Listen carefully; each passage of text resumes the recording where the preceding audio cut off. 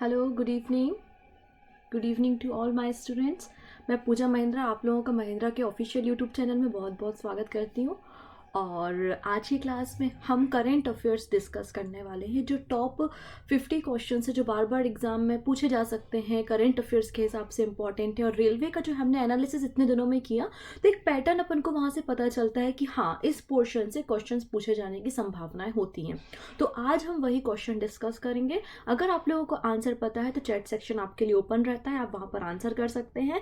और घबराने की ज़रूरत नहीं है, जिनको नहीं पता कोई बात नहीं, करंट अफेयर्स एक बार में याद नहीं होता, बहुत बार हमें रिवाइज करना होता, तब कहीं जाके करंट अफेयर्स हमको याद होता है, राइट। और सबसे इंपॉर्टेंट बात यह है कि क्लास एंड होने के बाद डिस्क्रिप्शन में या फिर चैट सेक्शन में आप जाओगे, वहां पर एक लिंक मिलेगी। उस लिंक पे अगर आप क्लिक करोगे तो आज का जो पीडीएफ है हिंदी और इंग्लिश दोनों में, और ये सारे इंपॉर्टेंट क्वेश्चन आपको मिल जाएंगे। आप इन क्वेश्चन को जब 2 या 3 बार रिवाइज करोगे तो बिल्कुल सारे क्वेश्चन आपको तैयार हो जाएंगे। क्लियर है? तो पहली चीज़ तो सभी को गुड इवनिंग है, बहुत सारा बहुत बहुत स्वागत है। आई होप कल आपका मकर संक्रांति बहुत अच्छा रहा होगा, पतंग वतंग उड़ाई होगी, मेला वगैरह घूमने गए होगे। तो आइए आते हैं वापस। और जो विद्यार्थी पहली बार जुड़ा है उनसे रिक्वेस्ट है कि हमारे चैनल को सब्सक्राइब कर लें, जिससे आने वाली क्लासेस के ऐसे ही नोटिफिकेशन आपको मिल सकें। और बार बार बच्चों की रिक्वेस्ट आ रही थी कि मैम सेकंड पार्ट कब आएगा, सेकंड पार्ट करंट अफेयर्स का कब आएगा। तो मैं आपको बताना चाहती हूँ, संडे को 3 बजे से लेकर 6 बजे तक 3 घंटे की क्लास है। 3 घंटे की क्लास है, 3 बजे से 6 बजे तक हमारी जो क्लास है, वहाँ पर हम करंट अफेयर डिस्कस करेंगे। इंपॉर्टेंट क्वेश्चंस जो कि करंट अफेयर्स में है, इंपॉर्टेंट इंडेक्स हो गए या जो भी बुक्स वगैरह हैं, ऑथर्स के नाम, award, Grammy award, Emmy awards, उन सभी विषयों पे हम जानकारी इकट्ठा करेंगे। तो संडे को जुड़ना मत भूलिएगा हमारे साथ 3 बजे से 6 बजे तक, ठीक है ना, करंट अफेयर्स के लिए। क्योंकि बार बार बच्चों की लगातार रिक्वेस्ट आ रही थी कब हम करंट अफेयर्स पढ़ना शुरू करेंगे, तो मैंने आपको बता दिया। ओके। और डेली शाम को 4 बजे मेरी क्लास होती है, सभी को पता चल चुका होगा अब तक।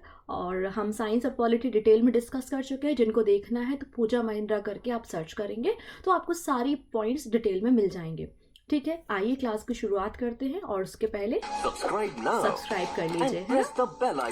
चलिए, तो पहला क्वेश्चन है आपकी स्क्रीन पे, थोड़ा फास्ट आंसर कीजिएगा जिससे हम पूरे क्वेश्चन इस लिमिटेड समय में कर पाएं, ठीक है। तो पूरी कोशिश कीजिएगा कि हम जल्दी आंसर करें।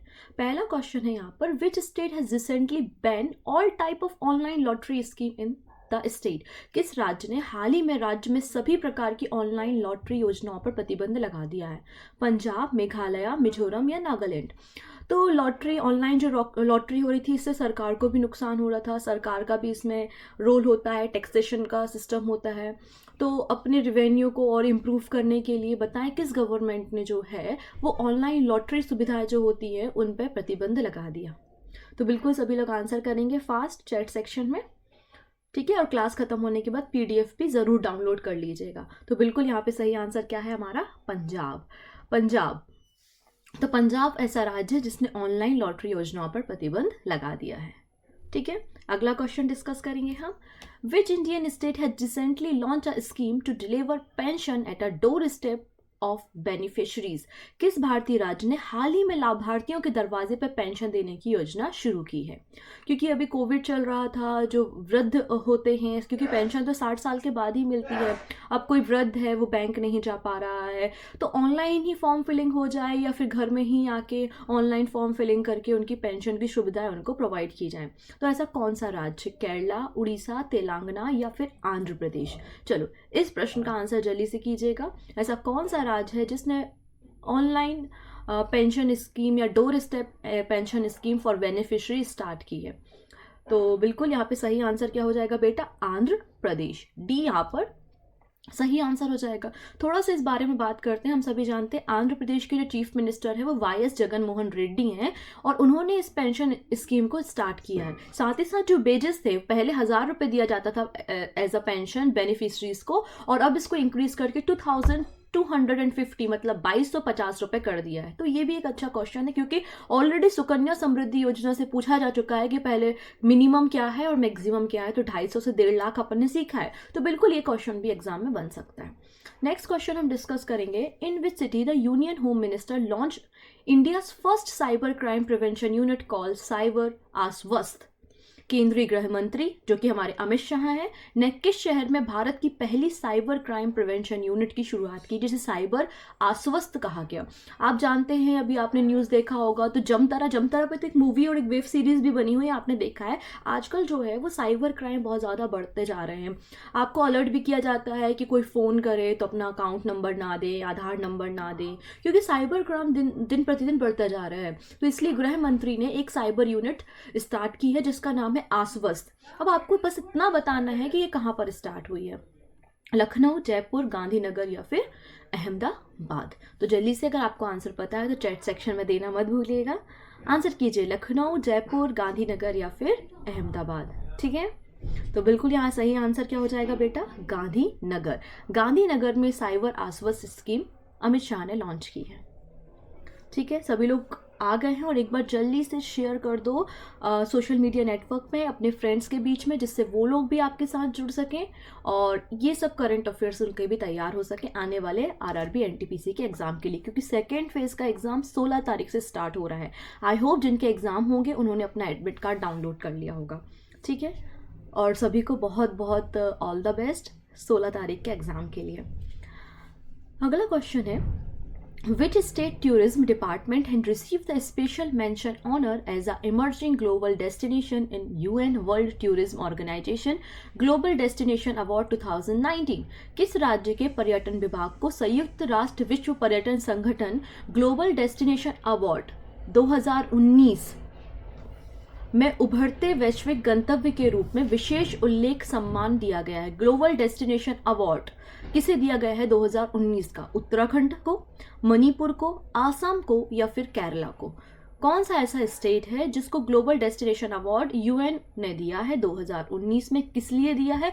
इमर्जिंग ग्लोबल डेस्टिनेशन मतलब उभरते हुए नए गंतव्य या डेस्टिनेशन के लिए कि ज़्यादा से ज़्यादा लोग अब वहाँ पर जाना शुरू हो रहे हैं, नया टूरिज्म वहाँ पर डेवलप हो रहा है।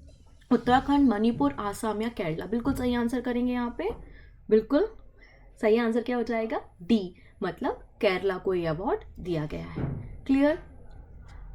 अगला क्वेश्चन है जो कि बहुत इंपॉर्टेंट है, सुनिएगा। Which state had raised the stipend of unemployed youth to rate 5,000 under its युवा स्वाभिमान योजना? तो देखिए, किस राज्य ने अपने युवा स्वाभिमान योजना के तहत बेरोजगार युवाओं का वजीफा बढ़ाकर 5,000 रुपये कर दिया है? तो देखिए, एक स्कीम चलती है युवा स्वाभिमान योजना। आप देख रहे हैं अनएम्प्लॉयमेंट बहुत ज़्यादा बढ़ रहा है, बेरोजगारी बहुत ज़्यादा बढ़ रही है। तो कौन सी गवर्नमेंट ऐसी है कि 100 दिन, कितने दिन बेटा, 100 डेज का आपको रोजगार प्रोवाइड करती है। 100 डेज का आपको क्या करती है? रोजगार प्रोवाइड करती है और हर महीने 5,000 रुपये आपको क्या करती है? एज अ स्टाइपेंड प्रोवाइड करती है। ऐसा बोला जाता है कि 100 दिन हम आपकी स्किल्स को डेवलप करेंगे, 100 दिन हम आपको काम देंगे, उसके बाद आप अपना काम ढूंढ लीजिएगा। तो ये है युवा स्वाभिमान योजना, जिसके अंदर 5,000 रुपये की राशि दी जाती है। तो किस राज्य सरकार की ये स्कीम है? उड़ीसा, कर्नाटका, मध्य प्रदेश या फिर महाराष्ट्र की स्कीम है? तो आंसर करेंगे जल्दी से। बिल्कुल आप सभी लोग अच्छा आंसर कर रहे हैं और बिल्कुल करंट अफेयर्स आप लोगों का तैयार है, होना भी चाहिए। आरआरबी एनटीपीसी के एग्जाम दे रहे हो या एसएससी दे रहे हो या बैंक दे रहे हो, सभी में करंट अफेयर्स का अपना एक वेटेज होता है। तो बिल्कुल यहाँ पे सही आंसर क्या हो जाएगा बेटा? हमारा मध्य प्रदेश, जिसके मुख्यमंत्री कौन है? शिवराज सिंह चौहान है और आनंदीबेन पटेल को यहाँ का गवर्नर अपॉइंट किया है, क्योंकि लालजी टंडन जो यहाँ के गवर्नर थे उनका हाल ही में निधन हो गया। तो मध्य प्रदेश की ये स्कीम है। अगला क्वेश्चन है, हुनर हाट। ये काफ़ी अच्छा क्वेश्चन और ये काफ़ी चर्चा में भी रहा था, क्योंकि जो ट्राइबल हैं, जो हाथों से कारीगरी करते हैं, नए नए डॉल्स बनाते हैं या फिर नए कॉस्ट्यूम्स बनाते हैं, मतलब अपने हाथ से पेंटिंग करते हैं, तो उनके लिए मतलब ट्राइबल्स के लिए एक हुनर हाट फेस्टिवल का आयोजन किया गया था। किस मिनिस्ट्री ने ये आयोजन किया? ये जो हुनर हाट था वो 2 जगह लगा था, एक इंदौर में लगा था और एक नई दिल्ली में लगा था। ठीक है, तो ये क्वेश्चन भी इंपॉर्टेंट है कि कहाँ पर लगा था। तो नई दिल्ली और इंदौर में हुनर हाट का आयोजन किया था। आपको बस इतना बताना है कि भारत के किस केंद्रीय मंत्रालय की तरफ से ये पहल की गई है। माइनॉरिटीज़ को, ट्राइबल एरियाज़ जो हैं उनको प्रमोट करने के लिए, उनकी आर्ट को, उनके कल्चर को प्रमोट करने के लिए ये हुनर हाट फेस्टिवल स्टार्ट किया गया है। मिनिस्ट्री ऑफ फाइनेंस ने, मिनिस्ट्री ऑफ माइनॉरिटी अफेयर्स ने, ministry of human resource and development ने, मिनिस्ट्री ऑफ स्किल डेवलपमेंट और एंटरप्रेन्योरशिप ने। तो बिल्कुल यूनियन मिनिस्टर, देखिए ट्राइबल्स कौन होते हैं, जनरली माइनॉरिटीज़ ही होते हैं, तो बिल्कुल माइनॉरिटी को प्रमोट करने, उनके कल्चर, उनके आर्ट को प्रमोट करने के लिए, उनकी संस्कृति को प्रोत्साहित करने के लिए हुनर हाट फेस्टिवल का शुरुआत मिनिस्ट्री ऑफ माइनॉरिटी अफेयर्स ने की है। अल्पसंख्यक मंत्रालय के केंद्रीय मंत्रालय ने ये काम किया है। तो बिल्कुल यहाँ पे बी आंसर सही हो जाएगा और ये बहुत अच्छा प्रश्न है। तो अगर आपको प्रश्न अच्छे लग रहे हैं तो एक बार लिंक को शेयर ज़रूर कर देना, जिससे और भी स्टूडेंट हमारे बीच में जुड़ सकें।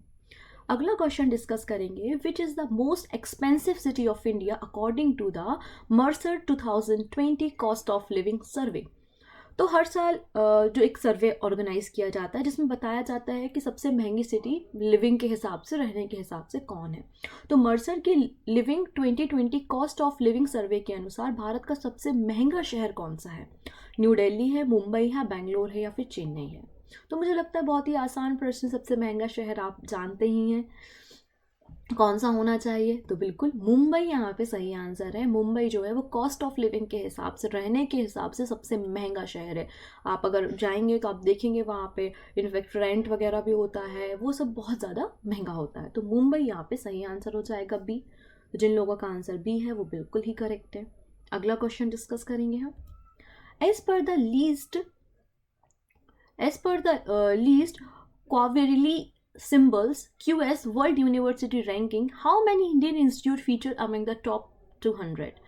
तो QS ने विश्वविद्यालय रैंकिंग जारी की है जिसके अनुसार टॉप 200 में से कितने भारतीय संस्थान हैं इसमें, और कौन कौन से, उनका नाम भी लिख दीजिएगा, कौन कौन से भारतीय संस्थानों को टॉप 200 में शामिल किया गया है। आपको जान के हैरानी होगी कि टॉप 100 में कोई भी भारतीय इंस्टीट्यूट नहीं है, टॉप 100 में कोई भी भारतीय इंस्टीट्यूट नहीं है, जबकि टॉप 300 में कितने हैं वो आपको बताना है, 1, 3, 5 या 7।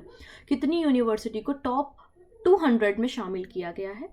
1, 3, 5 या 7? जल्दी से आंसर कर दो इस प्रश्न का, और साथ में ये भी मेंशन करना है कि कौन सी यूनिवर्सिटी है, कौन सी यूनिवर्सिटी को शामिल किया गया है। तो बिल्कुल सही आंसर हो जाएगा यहाँ पे 3। 3 यूनिवर्सिटी को शामिल किया गया है, वो कौन कौन सी हैं वो देख लेते हैं। देखिए फर्स्ट नंबर पे तो MIT है, मैसाचुसेट्स इंस्टीट्यूट ऑफ टेक्नोलॉजी, ठीक है, अमेरिका की यूनिवर्सिटी है। ठीक, हमको बात करनी है कि भारत के बारे में। तो भारत में है 3, एक है IIT बॉम्बे, एक है IISc बेंगलोर और एक है IIT दिल्ली। तो टॉप 100 में कोई नहीं है, टॉप 200 में 3 है, IIT बॉम्बे, IISc बेंगलोर या IIT दिल्ली। तो इनके नाम याद रखेंगे। फर्स्ट नंबर पे MIT है। ओके, अगला क्वेश्चन डिस्कस कर लेते हैं। Where is the headquarter of United Nation office on drug and crime located? तो आजकल देखिए ड्रग्स के मामले बहुत ज़्यादा बढ़ते जा रहे हैं। उड़ता पंजाब मूवी भी बनी है ड्रग्स पे, सुशांत का जो केस हुआ था उसमें भी ड्रग जो है वो सामने आया, नारकोटिक डिपार्टमेंट को इंटरफेयर करना पड़ा। तो where is the headquarter of United Nation office on drug and crime located? Drug and crime पर संयुक्त राष्ट्र कार्यालय का मुख्यालय कहाँ स्थित है? जिनेवा, न्यूयॉर्क, वियना या फिर पेरिस? जिनेवा स्विट्जरलैंड में, न्यूयॉर्क यूनाइटेड स्टेट में, वियना ऑस्ट्रिया में या फिर पेरिस फ्रांस में? कहाँ पर ये UNODC का मुख्यालय स्थित है? तो बिल्कुल यहाँ पे आंसर करेंगे आप सभी लोग। हर एक सेट में एक क्वेश्चन आपको कहाँ से देखने को मिल रहा है? ऑर्गेनाइजेशन से और उसके हेड ऑफिस से। तो ये भी वही क्वेश्चन है, ऑर्गेनाइजेशन और हेड ऑफिस से। तो बिल्कुल सही आंसर क्या हो जाएगा बेटा यहाँ पे? C, Vienna Austria. Vienna Austria में ड्रग एंड क्राइम पर संयुक्त राष्ट्र कार्यालय का मुख्यालय स्थित है। अगला क्वेश्चन डिस्कस कर लेते हैं। What is the rank of India in sustainable development goal? देखिए इंडेक्स से क्वेश्चन है और इंडेक्स से क्वेश्चन आते हैं, जैसे कि ग्लोबल हंगर इंडेक्स जो है 94 नंबर भारत का है, वो ऑलरेडी RRB NTPC में पूछा जा चुका है। हो सकता है सेकेंड फेज में सस्टेनेबल डेवलपमेंट गोल पूछ लिया जाए। सतत विकास लक्ष्यों सूचकांक में भारत का रैंक कौन सा है?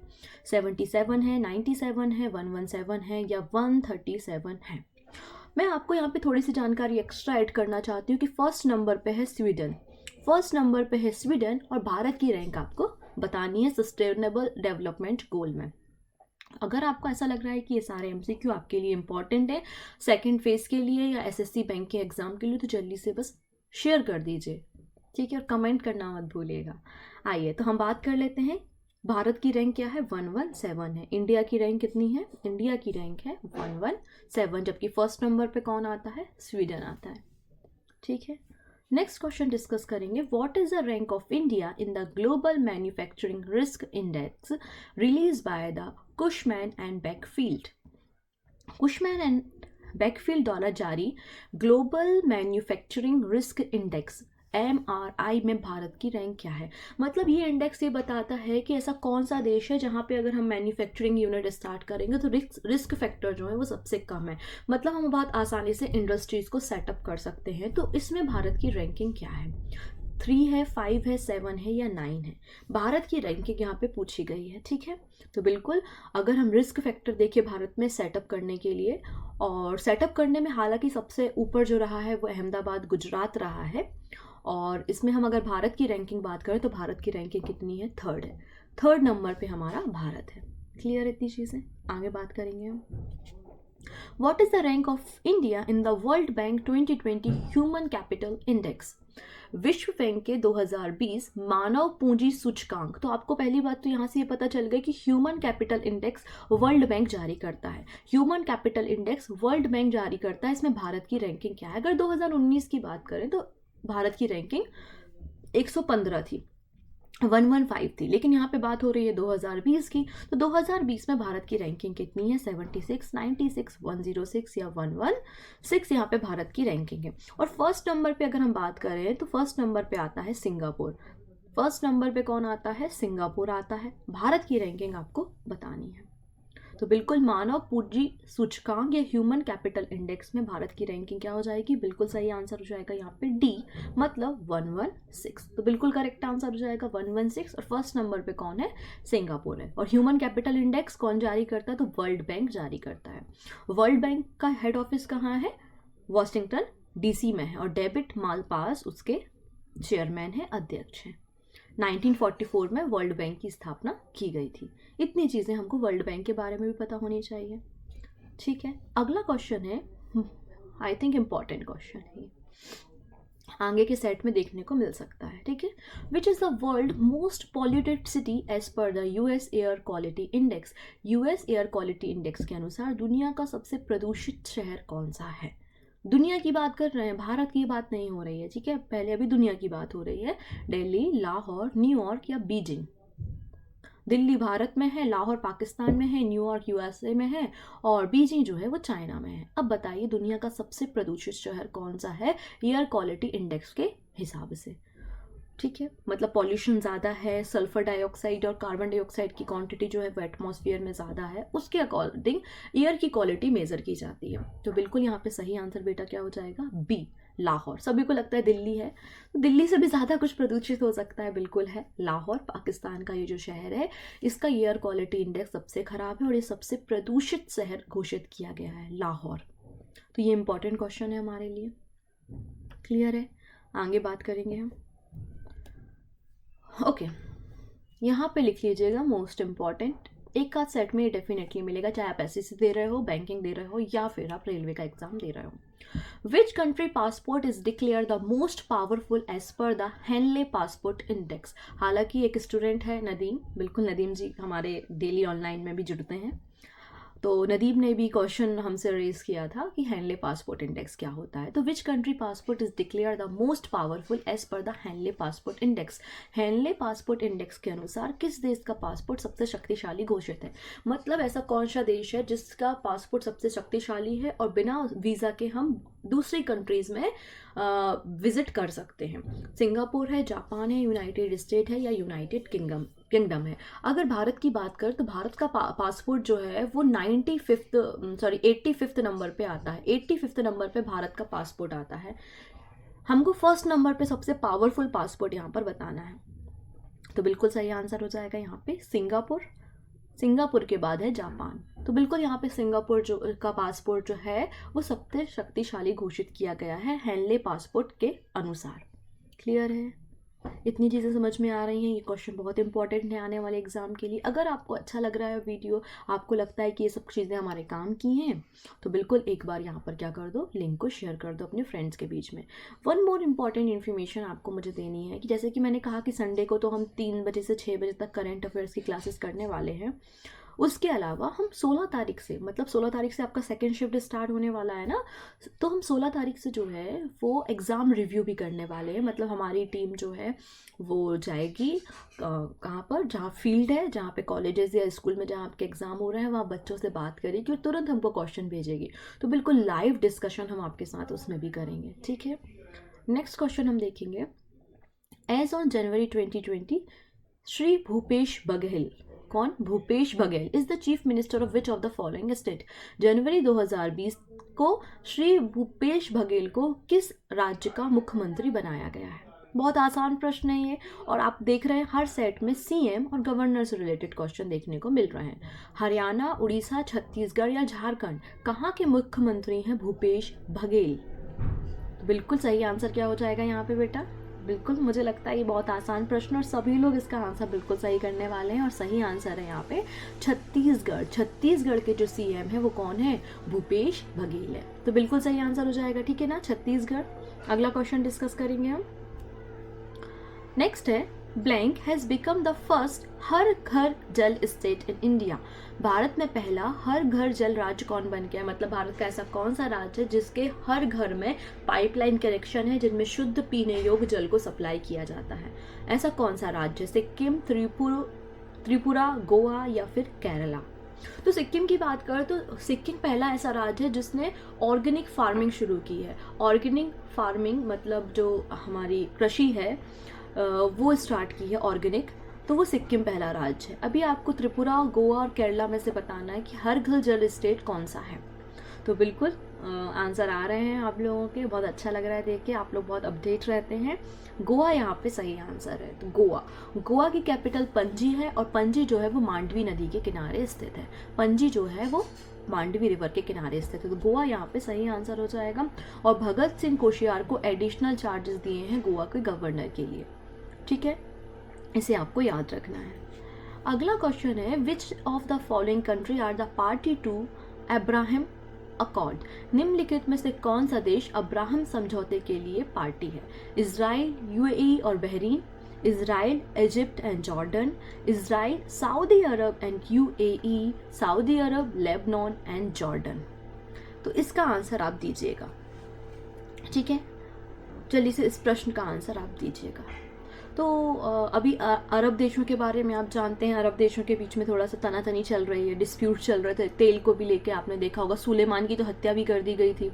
ये सब चीज़ें आपने न्यूज़ में आराम से देखी होगी। तो अब्राहम अकॉर्ड जो है वो पीस के लिए, शांति के लिए अरब देशों के बीच में। तो इस अकॉर्ड में किन किन देशों ने साइन किए हैं? तो सही आंसर हो जाएगा इजराइल ने, यूएई ने और बहरीन ने।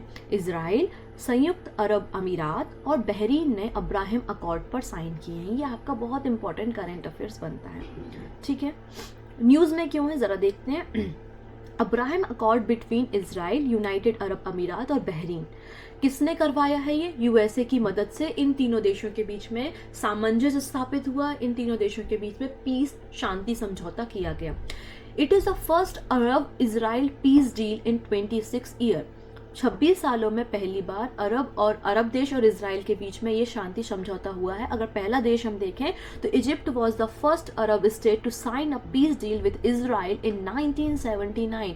मतलब इजराइल और इजिप्ट के बीच में समझौता 1979 में हुआ था, और उसके बाद इजराइल के साथ कोई अरब देश आज 26 सालों बाद समझौता कर रहा है, जिसको आपने अब्राहम अकॉर्ड कहा है। शांति समझौता है जो कि यूएसए ने करवाया है। तो ये आपके लिए बहुत इंपॉर्टेंट हो सकता है, ठीक है। इतनी चीज़ें आपको यहाँ पे क्लियर हो गई होंगी। अगला क्वेश्चन हम डिस्कस करेंगे, विच of the following country is not a member of quad. निम्नलिखित में से कौन सा देश क्वाड का सदस्य नहीं है? यूएसए, ऑस्ट्रेलिया, यूके या इंडिया। तो क्वाड क्या है? 4 देशों का एक समूह है। क्वाड 4 देशों का एक समूह है, जिसमें जापान आता है, इंडिया आता है, यूएसए आता है और ऑस्ट्रेलिया आता है, ठीक है ना। मैंने क्या कहा? क्वाड, हालांकि चाइना इसका सबसे बड़ा विरोधी है, चाइना क्वाड से सहमत नहीं है।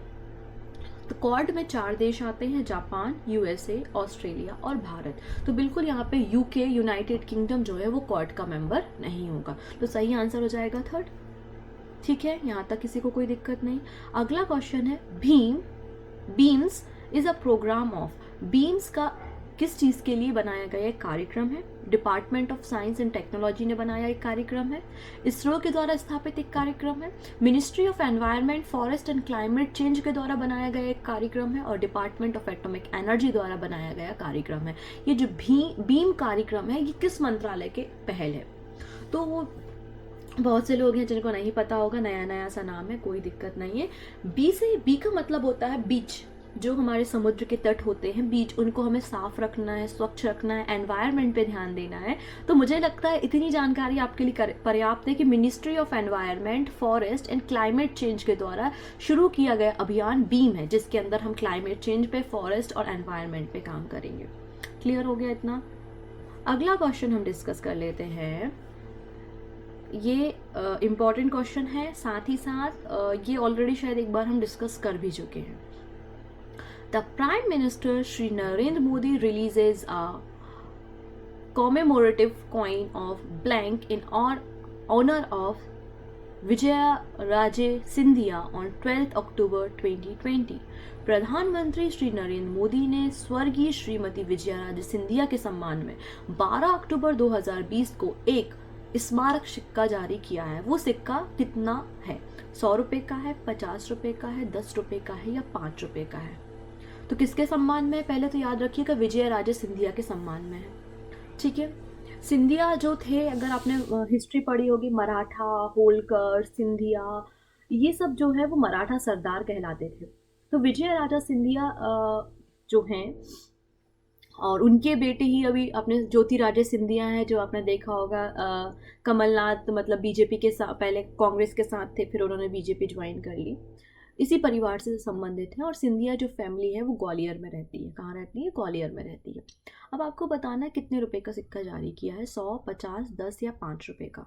तो बिल्कुल बहुत आसान प्रश्न है ये, और 100 रुपए का सिक्का जो है यहाँ पर नरेंद्र मोदी ने जारी किया गया है, एक स्मारक सिक्का है। ठीक है, तो बिल्कुल एक बार जल्दी से वीडियो को लाइक कर दो। और मैं आपको बता दूं कि क्लास ओवर होने के बाद चैट सेक्शन में या फिर डिस्क्रिप्शन में आप जाएगा, अगर एक लिंक मिलेगा, उस लिंक में पीडीएफ अवेलेबल होगा, पीडीएफ को डाउनलोड कर सकते हो और ये सारे क्वेश्चन एक बार और रिवाइज कर सकते हैं। जितनी बार रिवीजन करोगे माइंड में याद हो जाएगा। ठीक है, नेक्स्ट है, which of the following commercial bank topped ease 2.0 banking reform index March 2018 से 20? निम्नलिखित में से किस वाणिज्यिक बैंक ने इजी 2.0 बैंकिंग सुधार सूचकांक मार्च 2018 से 2020 में सबसे ऊपर है? BOB bank of Baroda, PNB Punjab national bank, SBI state bank of India या फिर कैनरा बैंक? कौन इजी 2.0 रैंकिंग बैंकिंग सुधार सूचकांक में सबसे ऊपर है? तो बिल्कुल यहाँ पे सही आंसर क्या है बेटा? तो बिल्कुल सही आंसर है फर्स्ट वाला, बैंक ऑफ बड़ौदा। देना बैंक और विजया बैंक भी 2013 में बैंक ऑफ बड़ौदा के साथ मर्ज हुए थे। तो ये क्वेश्चन भी आरआरबी एनटीपीसी में पूछा जा चुका है कि देना बैंक और विजया बैंक किसके साथ मर्ज हुए? तो बैंक ऑफ बड़ौदा के साथ। तो बैंक ऑफ बड़ौदा बीओबी जो यहाँ पे वो सही आंसर होगा। क्लियर हो जाएगा इतना? अगला क्वेश्चन डिस्कस करेंगे हम। बहुत अच्छा प्रश्न है ये, और करेंट अफेयर्स का प्रश्न है ये भी। पॉल आर मिलग्रॉम और Robert B Wilson be born to 2020 Nobel Prize in Economics, they won the coveted prize for their contribution in। Paul R Milgrom और रॉबर्ट बिल्सन बी ने अर्थशास्त्र में 2020 का नोबेल पुरस्कार जीता। उन्होंने अपने योगदान के लिए प्रतिष्ठित पुरस्कार दिया गया। इन्होंने ऐसा क्या काम किया जिसके कारण इकोनॉमिक का इनको पुरस्कार मिला गया? पहला है, designing new auction format for a good services that are difficult to sell in the tradition way such as the radio frequency. इन्होंने जो ऑक्शन होते हैं, जो नीलामी होती है, तो उसके लिए एक नया फॉर्मेट डिजाइन किया है। Developing a model of poverty, गरीबों के लिए एक नया मॉडल तैयार किया है। Reducing inequality of income and wealth, जो असमानता होती है इनकम में और वेल्थ में, उसके लिए कोई कॉन्सेप्ट दिया है। या decoding new concept of welfare economy. ठीक है, तो किसके कारण इनको नोबेल प्राइज दिया गया है? इकोनॉमिक्स का 2020 का। तो बिल्कुल सही आंसर हो जाएगा। जो ऑक्शन या नीलामी की जो नई पद्धति होती है उसको विकसित करने के लिए इनको 2020 का इकोनॉमिक का पुरस्कार दिया है। और सही आंसर क्या हो जाएगा? ए, ऑक्शन के लिए। ठीक है, सॉरी। नेक्स्ट क्वेश्चन हम डिस्कस करेंगे। Which of the following is the world most valuable information technology firm in a term of market capitalization? निम्नलिखित में से कौन बाजार पूंजीकरण के मामले में दुनिया की सबसे मूल्यवान सूचकांक प्रौद्योगिकी फर्म है? एसेंचर है, टीसीएस मतलब टाटा कंसल्टेंसी सर्विसेज है, आईबीएम है, या फिर इन्फोसिस है। ठीक है, तो आपको इसे बताना है और एक बार लिंक को शेयर भी कर देना है जिससे आपके फ्रेंड भी जुड़ सकें और ये करंट अफेयर्स देख सकें, क्योंकि आने वाले एग्जाम के लिहाज से ये करंट अफेयर्स इंपॉर्टेंट हो सकते हैं। ऐसा कुछ नहीं कि रेलवे का बच्चा ही करंट अफेयर्स को पढ़ेगा, जो एसएससी का तैयारी कर रहा है या बैंकिंग का तैयारी कर रहा है उनके लिए भी ये करंट अफेयर्स अपना एक वेटेज रखते हैं। तो बिल्कुल यहाँ पे सही आंसर हो जाएगा टीसीएस, टाटा कंसल्टेंसी सर्विसेज जो है वो वर्ल्ड का most valuable information technology firm बन गया है। ठीक है, रतन टाटा की कंपनी है टाटा कंसल्टेंसी सर्विसेज। अगला क्वेश्चन हम देखेंगे, व्हाट इज द टिक्की मौसी इन अ कंटेस्ट ऑफ मल न्यूट्रिशन? कुपोषण के संबंध में टिक्की मौसी क्या है? ये नया शब्द आपने देखा है टिक्की मौसी, तो ये नया शब्द है क्या? जो कुपोषित बच्चे होते हैं उनके लिए जो हम फूड पैकेजिंग करते हैं उसका नाम है, या एक शुभांकर मैस्कॉट है, या ये स्कीम का नाम है, या एक कोई हेल्थ केयर प्रोवाइडर है? ये टिक्की मौसी क्या है? तो मुझे बताएं और किस राज्य ने ये स्कीम स्टार्ट की, अगर वो भी आप मुझे बता दें तो ज़्यादा अच्छा होगा, क्योंकि आप देख रहे हैं भारत में कुपोषण की संख्या बढ़ते जा रही है, बच्चों को प्रॉपर न्यूट्रिशन और आहार नहीं दिया जाता। हालांकि जो बच्चों को प्रॉपर न्यूट्रिशन देंगे, आहार हम देंगे, ये हमारे डीपीएसपी का हिस्सा है, directive principle of state policy का हिस्सा है, जो कि हमारे चैप्टर नंबर 4 में आता है ना। और हमारा आई थिंक आर्टिकल नंबर 45 ये कहता है कि सरकार कोशिश करेगी कि 0 से लेकर 6 साल तक के बच्चों को प्रॉपर न्यूट्रिशन दे सके, उनका वैक्सीनेशन करा सके, जिससे कुपोषण जैसी समस्या और आगे चल की बीमारियों जैसी समस्या हमारे सामने ना आए। तो बिल्कुल यहाँ पे टिक्की मौसी जो है वो एक मैस्कॉट है, एक शुभांकर है। तो देखिए यहाँ पे उड़ीसा की गवर्नमेंट ने एक नया स्कीम लॉन्च किया है जो कुपोषित बच्चे हैं उनको न्यूट्रिशन के लिए, तो टिक्की मौसी शब्द जो है वो एज अ मैस्कॉट यहाँ पर यूज किया गया है। ठीक है, अगला क्वेश्चन डिस्कस करेंगे हम, इसको आप इंपॉर्टेंट लिखेंगे। Naseem Al Bahr is the bilateral naval exercise between India and? Naseem Al Bahr Bharat और किस देश के बीच में एक द्विपक्षीय नौसैनिक अभ्यास है? यूएई, यूनाइटेड अरब अमीरात, ईरान, सऊदी अरेबिया या फिर ओमान? ये मतलब जो नसीम अल बहार एक्सरसाइज है ये किन दो देशों के बीच में होती है? नेवल एक्सरसाइज है, नौसैनिक अभ्यास है, इंडिया और दूसरे देश का नाम आपको बताना है। तो जल्दी से कमेंट सेक्शन आपके लिए ओपन है, जल्दी से फास्ट एकदम आंसर करते जाइए। और बिल्कुल मैं देख पा रही हूँ यहाँ पे चैट सेक्शन और आप लोग अच्छा आंसर कर रहे हैं बिल्कुल। तो ओमान यहाँ पर क्या हो जाएगा? सही आंसर हो जाएगा ओमान। ओमान और भारत के बीच में नसीम अल बहार करके एक नेवल एक्सरसाइज होती है। नेक्स्ट क्वेश्चन हम डिस्कस करते हैं। Okay, who among the following actress has been selected for the Padmashri award 2020? तो हम जानते हैं भारत का सबसे सर्वोच्च पुरस्कार भारत रत्न है, उसके बाद पद्म भूषण, पद्मश्री और पद्म विभूषण अवार्ड आते हैं। इसमें बोला गया है कि कौन सी अभिनेत्री हैं जिनको पद्मश्री पुरस्कार 2020 के लिए चुना गया है? दीपिका पादुकोण है, कंगना रनावत है, आलिया भट्ट है, या फिर कैटरीना कैफ है? इसका आंसर हमको बताना है, तो जल्दी से आंसर कर दीजिए। पद्मश्री पुरस्कार 2020 के लिए किस एक्ट्रेस को चुना गया है? तो जो लोग मूवी देखते हैं, न्यूज़ चैनल देखते हैं, उनको तो आइडिया हो ही गया होगा अब तक, और बिल्कुल कंगना रनावत जो है उनको पद्मश्री अवार्ड के लिए चुना गया है। ठीक है, तो कंगना रनावत यहाँ पे सही आंसर हो जाएगा। नेक्स्ट क्वेश्चन है, which state assembly passed a resolution to oblige the legislative council in January 2020? किस राज्य की विधानसभा में जनवरी 2020 में विधान परिषद को समाप्त करने का प्रस्ताव पारित किया है? तो मैं यहाँ पे थोड़ी सी इन्फॉर्मेशन आपको देना चाहती हूँ कि हर एक राज्य में विधान परिषद और विधानसभा दोनों नहीं है, केवल लोअर हाउस होता है, विधानसभा होती है। विधान परिषद बनाना है या नहीं बनाना है, या बनी हुई विधान परिषद को डिसॉल्व करना है, ये डिसाइड कौन करता है? विधानसभा करती है।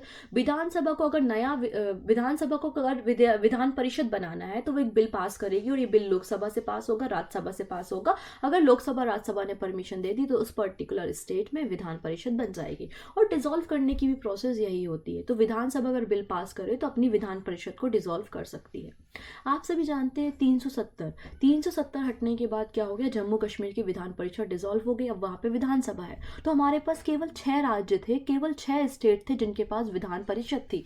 लेकिन 26 जनवरी 2020 के आसपास की घटना है, एक ऐसा और राज्य है जिसने विधान परिषद को डिसॉल्व करने के लिए अपना एक बिल पास कर दिया है। तो मतलब हमारे पास राज्यों की संख्या कितनी रह जाएगी, 5 स्टेट रह जाएंगे जिनके पास विधान परिषद होगी। तो वो 5 स्टेट कौन कौन से हैं अभी हम देखेंगे। पहले आप मुझे बताएं किसने ये बिल पास किया है, तेलंगाना ने, वेस्ट बंगाल ने, आंध्र प्रदेश ने या फिर महाराष्ट्र ने। तो आप जानते हैं वेस्ट बंगाल में तो पहले भी विधान परिषद नहीं थी, और बिल्कुल यहाँ पे सही आंसर है आंध्र प्रदेश। तो आंध्र प्रदेश अपनी विधान परिषद को डिसॉल्व कर रहा है। तो 5 स्टेट बचेंगे, यूपी, बिहार, तेलंगाना, महाराष्ट्र और कर्नाटका। यूपी, बिहार, तेलंगाना, महाराष्ट्र और कर्नाटका। अब केवल 5 स्टेट बचे हैं जहाँ पे विधान परिषद होगी। पहले 7 थे, फिर 6 हुए और अब 5 हो गए हैं। ठीक है, अगला क्वेश्चन डिस्कस करेंगे, ये इंपॉर्टेंट क्वेश्चन है। ठीक है, what was the theme of union budget 2020-21? जो केंद्रीय बजट 2020-21 पेश किया गया, और अभी भी जो फरवरी का फर्स्ट वीक होता है, उसमें बजट पेश किया जाता है। तो 2020-21 में जो बजट पेश किया गया उसका थीम क्या था? हर नागरिक जीतेगा, ईज ऑफ लिविंग, उड़े देश का आम नागरिक, सबका साथ, सबका विकास और सबका विश्वास। तो यूनियन बजट 2020-21 की थीम क्या थी? हर नागरिक जीतेगा, ईज ऑफ लिविंग, उड़े देश का आम नागरिक, सबका साथ, सबका विकास और सबका विश्वास। तो बिल्कुल यहाँ पे सही आंसर हो जाएगा सेकेंड वाला, ईज ऑफ लिविंग जो है वो केंद्रीय बजट 2020 और 21 का विषय या थीम था। क्लियर है? आसान प्रश्न है, बहुत अच्छा प्रश्न है, बैंकिंग वाले स्टूडेंट के लिए स्पेशली ये बहुत अच्छा प्रश्न हो सकता है आने वाले समय में। क्लियर? अगर आपको अच्छा लग रहा है तो जल्दी से एक बार शेयर कर दो। अगला क्वेश्चन डिस्कस कर लेते हैं। Till when does the government want to eliminate the tuberculosis? कब तक सरकार तपेदिक को खत्म करना चाहती है? टीबी मतलब ट्यूबरक्लोसिस एक बैक्टीरिया से होने वाली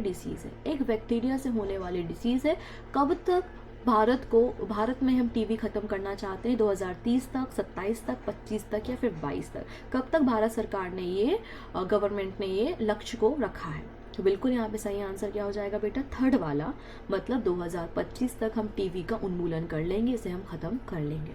और ये बैक्टीरिया ट्यूबरक्लोसिस नाम की एक बैक्टीरिया से होने वाली बैक्टीरियल डिसीज है। तो 2025 यहाँ पे सही आंसर हो जाएगा। ठीक है, अगला क्वेश्चन डिस्कस करेंगे हम। विवाद से विश्वास, वाह कितना अच्छा बात है, विवाद से विश्वास। स्कीम इज रिलेटेड टू, ये योजना किससे संबंधित है? तो आपने सुना होगा कि जो टैक्स पेयर होते हैं वो टैक्स पे करते हैं, और फिर उनके टैक्स में अगर कोई गड़बड़ी होती है तो आरटीआई लगाते हैं, और बहुत ज़्यादा डिस्प्यूट्स हो जाते हैं, विवाद हो जाते हैं।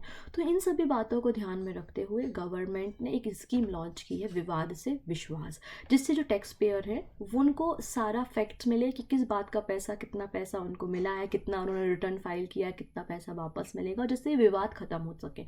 तो ये योजना जो है वो इनडायरेक्ट टैक्स से रिलेटेड है। सही आंसर क्या है बेटा? Second, indirect tax. तो आपको याद ये रखना है कि विवाद से विश्वास जो स्कीम है वो टैक्स पेयर के लिए है। ठीक है, तो डायरेक्ट टैक्स के लिए ये स्कीम लॉन्च की गई है गवर्नमेंट के द्वारा। ओके, अगला क्वेश्चन हम डिस्कस करेंगे यहाँ पे। As per the union budget 2020-21 what is the highest rate of direct tax in India?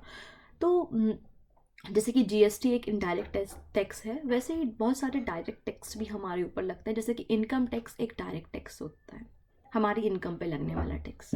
तो केंद्रीय बजट 2020-21 के अनुसार भारत में प्रत्यक्ष कर की उच्चतम दर क्या है? 20%, 35%, 30% या 40%? तो सबसे हाईएस्ट जो डायरेक्ट टैक्स है वो कितने परसेंट लगता है? तो बहुत अच्छा प्रश्न है ये, है ना, क्योंकि जीएसटी बिल भी पास हुआ था और अभी आजकल हम जीएसटी भी देते हैं। तो उस हिसाब से मुझे बताएं, ये यूनियन बजट से रिलेटेड सारे क्वेश्चन हैं। और सही आंसर क्या है बेटा? बिल्कुल सही, 30% जो है यहाँ पर मैक्सिमम डायरेक्ट टैक्स की लिमिट है। 30% बिल्कुल सही आंसर है। अच्छा क्वेश्चन है, आई होप आप लोगों को समझ में आ रहा होगा, आंसर कर पा रहे हैं आप लोग। अगला क्वेश्चन डिस्कस करेंगे हम। Okay, Which country emerged on the top of Global Innovation Index 2020? Global innovation index 2020 के शीर्ष पर कौन सा देश उभरा है? तो ये क्वेश्चन इंपॉर्टेंट हो सकता है क्योंकि अभी एग्जाम में इंडेक्स पूछे जा रहे हैं। तो ग्लोबल इनोवेशन इंडेक्स 2020 पे फर्स्ट कौन है? और भारत की रैंकिंग अगर आप बता दें तो बहुत अच्छा हो जाएगा। तो भारत की रैंकिंग में बताती हूँ। इंडिया जो है वो ग्लोबल इनोवेशन इंडेक्स में 48 नंबर पर है। किस नंबर पे? 48वें नंबर पर भारत है। फर्स्ट पूछा है तो सबसे ज़्यादा हेड ऑफिस कहाँ पर है? सबसे ज़्यादा हेड ऑफिस कहाँ है? स्विट्ज़रलैंड में। तो स्विट्ज़रलैंड भी यहाँ पे आंसर है। तो यहाँ पे सही आंसर हो जाएगा स्विट्ज़रलैंड जो है वो ग्लोबल इनोवेशन इंडेक्स में फर्स्ट नंबर पे, और भारत की पोजीशन जो है वो 48वें नंबर पर है। तो फर्स्ट याद रखोगे और भारत याद रखना है, बाकी आपको याद कुछ भी नहीं रखना है, ठीक है। अगला क्वेश्चन डिस्कस करेंगे हम। India longest river ropeway for passenger was inaugurated in. यात्रियों के लिए भारत की सबसे लंबी नदी रोपवे का उद्घाटन कहाँ पर किया गया है? शिमला, मनाली, ऋषिकेश या फिर गुवाहाटी? कहाँ पर इस सबसे लंबी रोपवे का उद्घाटन यात्रियों की सहायता के लिए, पर्यटकों के लिए किया गया है? एक बार जल्दी से लिंक को शेयर भी कर दो, और क्लास ओवर होने के बाद डिस्क्रिप्शन से PDF डाउनलोड कर लेना, 1-2 बार पढ़िएगा, सब कुछ याद हो जाएगा, ठीक है। तो बिल्कुल सही आंसर है आसाम का गुवाहाटी, जो कि ब्रह्मपुत्र नदी के किनारे स्थित है। वहाँ पे इंडिया का लॉन्गेस्ट रिवर रोपवे लॉन्च किया गया है पैसेंजर्स के लिए। तो गुवाहाटी यहाँ पर सही आंसर हो जाएगा। क्लियर है? अगला क्वेश्चन देख लेंगे हम। क्या बात है। अ 2-day workshop come exhibition on a bamboo, बांस का पेड़, a bundle grass was held on a January 11-12, 2020 eight which of the following cities of India? बांस क्या होती है? पहली चीज़ तो बम्बू या बांस जो होता है वो एक घास का प्रकार है। तो ये क्वेश्चन भी बहुत अच्छा है कि बांस क्या है, तो बांस एक घास का प्रकार है। तो अब बहुत से लोगों को आज पता चल रहा होगा, क्योंकि बहुत से स्टूडेंट को इस बारे में जानकारी हो सकता है ना हो।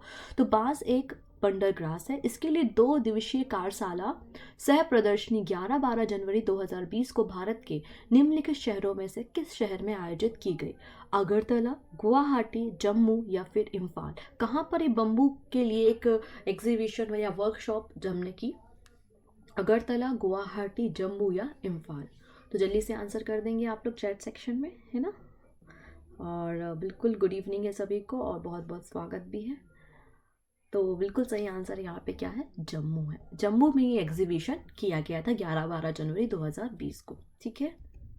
तो ये कुछ करेंट अफेयर्स है जो हमने आपके साथ डिस्कस किए, और बहुत सारे करेंट अफेयर्स होते हैं, बहुत सारी न्यूज़ होती हैं। तो बिल्कुल हम संडे को 3 बजे से 6 बजे तक मिलेंगे, और वहाँ पर रिमेनिंग जो करेंट अफेयर्स हैं उनको भी डिस्कस करेंगे। याद रखिएगा, इंडेक्स हो गया, CM और गवर्नर हो गए, ये कुछ बातें बहुत इंपॉर्टेंट हैं, क्योंकि हमने RRB NTPC में ये एनालिसिस किया है, ठीक है। तो बिल्कुल क्लास ख़त्म हो चुकी है हमारी। सभी लोगों का बहुत बहुत शुक्रिया क्लास में जुड़ने के लिए, और डिस्क्रिप्शन में आपको PDF मिलेगा, आप उसे डाउनलोड करेंगे और 1-2 बार इसे पढ़ेंगे, डेफिनेटली आपको सारे नाम याद हो जाएंगे। Thank you so much.